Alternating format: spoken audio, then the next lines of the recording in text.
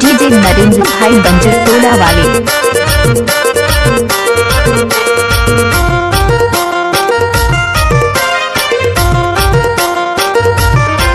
DJ Narendra पट्टा exclusive.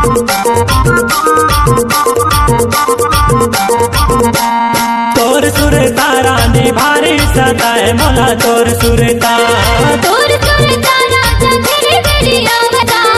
तोर सुर तारा ने भारी सताए मोला तोर सुर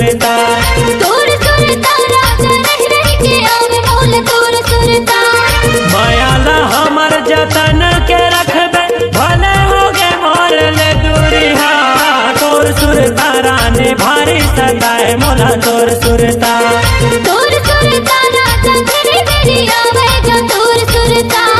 तोर सुर तारा ने भारी सताए मोला तोर सुर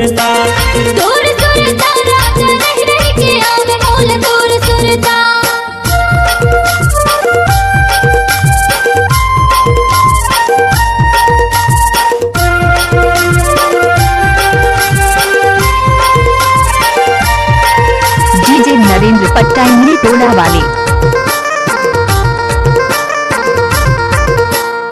डीजे नरेंद्र बंजर टोला।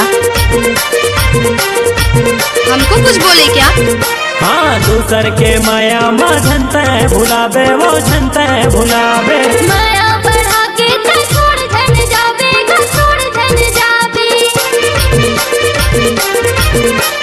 दूसर के माया माँ झनते भुलावे वो झनते भुलावे माया बढ़ा के छोड़ धन जावे माया वाली तोला माया के क्रिया जिंदगी काटा था तोर सुरमा तोर सुरता मोला भारी सताए रानी तोर सुरता मोला भारी सताए राजा तोर सुरता मोला भारी सताए रानी तोर सुरता हाँ राजा धीरे धीरे आवेगा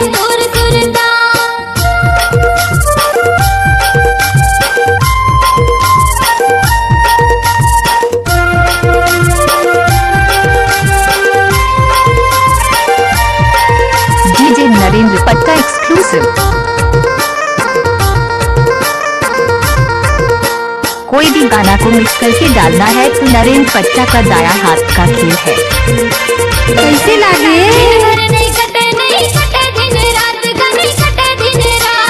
कभू कभू तहरा नहीं कर ले कर बात फोन में कर ले कर बात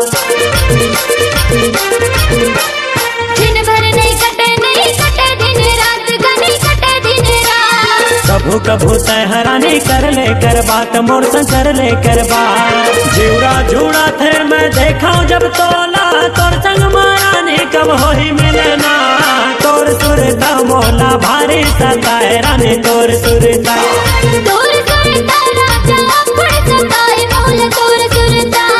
तोर सुरता मोला भारी सताए रानी तोर सुरता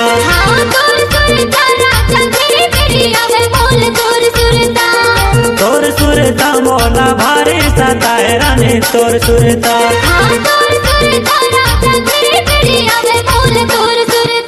डीजे नरेंद्र पट्टा एक्सक्लूसिव।